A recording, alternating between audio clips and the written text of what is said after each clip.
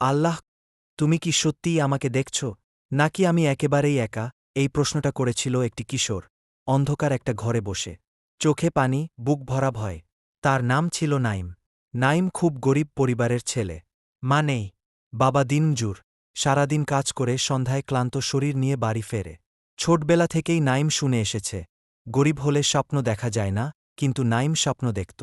সে চেয়েছিল ভালো মানুষ হতে, আল্লাহর কাছে থাকতে। প্রতিদিন ফজরের আজান শুনে সে উঠে যেত, বাবার পাশে দাঁড়িয়ে নামাজ পড়ত। একদিন মাদ্রাসা থেকে ফেরার পথে তার চোখে পড়ল রাস্তার পাশে পড়ে থাকা একটা মানিব্যাগ। ভেতরে অনেক টাকা। তার বাবার কণ্ঠ যেন কানে বাজল, হারাম টাকা কখনো শান্তি দেয় না। বাবা, নাইম মানিব্যাগটা হাতে নিল, চারপাশে তাকাল। কেউ নেই। ঠিক তখনই শয়তান ফিসফিস করে বলল, এই টাকা নিলে কেউ জানবে না। নাইমের বুক ধরফর করতে লাগল। সে ভাবল, এই টাকায় বাবার ওষুধ হবে, ঘরের চাল কিনবে, একটু ভালোভাবে বাঁচবে। হঠাৎ সে ফিসফিস করে বলল, আল্লাহ কি আমাকে দেখছেন? এই প্রশ্নটাই তাকে কাঁপিয়ে দিল। নাইম মানিব্যাগটা তুলে নিল আর দৌড়ে গেল পাশের মসজিদে। ইমাম সাহেবকে সব খুলে বলল। কিছুক্ষণ পর একজন লোক কাঁদতে কাঁদতে মসজিদে ঢুকল, তার হারানো মানিব্যাগ। লোকটা নাইমের মাথায় হাত রেখে বলল, আল্লাহ তোমাকে দুনিয়া ও আখিরাতে সম্মান দান করুন। নাইম সেদিন কিছু টাকা পুরস্কার পেল, কিন্তু সবচেয়ে বড় পুরস্কার ছিল তার শান্ত মন। দিন যায়, সময় বদলায়। কয়েক বছর পর নাইম বড় হয়। চাকরি নেই, সংসারে অভাব। সেই সময় হঠাৎ এক ব্যক্তি তার খোঁজ নেয়। সে সেই লোক, যার মানিব্যাগ নাইম ফেরত দিয়েছিল। লোকটি বলল, আমি তোমাকে ভুলিনি।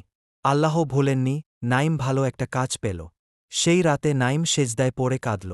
সে বলল, হে আল্লাহ, সেদিন আমি শুধু তোমাকে ভয় পেয়েছিলাম, আর আজ বুঝলাম তুমি তখনও আমার পাশে ছিলে। বৃদ্ধ মৃদু হেসে বললেন, তাহলে ভয় পেও না। আল্লাহ তার বান্দাকে কখনো একা রাখেন না। এই কথা বলেই লোকটা চলে গেল। কিছুক্ষণ পর হঠাৎ হাসপাতালের অফিস থেকে ডাক এল। নাইম দৌড়ে গেল। সেখানে তাকে বলা হল, একজন দানশীল ব্যক্তি বাবার চিকিৎসার পুরো দায়িত্ব নিয়েছেন। নাইম স্তব্ধ হয়ে গেল। সে শুধু একটা কথাই বলল, কে দিয়েছেন? উত্তর এল, তিনি নাম বলতে চাননি। শুধু বলেছেন, আল্লাহর পথে খরচ করেছি। নাইম আর নিজেকে ধরে রাখতে পারল না। হাসপাতালের এক কোণে দাঁড়িয়ে সে ফুপিয়ে কাঁদতে লাগল। সে বুঝে গেল, এই সাহায্য মানুষের নয়, এই সাহায্য আল্লাহর। কয়েকদিন পর বাবা সুস্থ হয়ে বাড়ি ফিরলেন। বাবা ছেলের মাথায় হাত রেখে বললেন, বাবা, আল্লাহকে কখনো ছেড়ো না। তিনি আমাদের কখনো ছাড়েন না। বছর কেটে যায়। নাইম এখন সমাজে পরিচিত একজন সৎ মানুষ।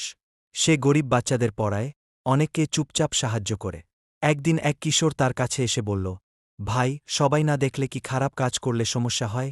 নাইম কিছুক্ষণ চুপ করে রইল। তারপর মুচকি হেসে বলল, আমি একদিন ঠিক এই প্রশ্নটাই করেছিলাম।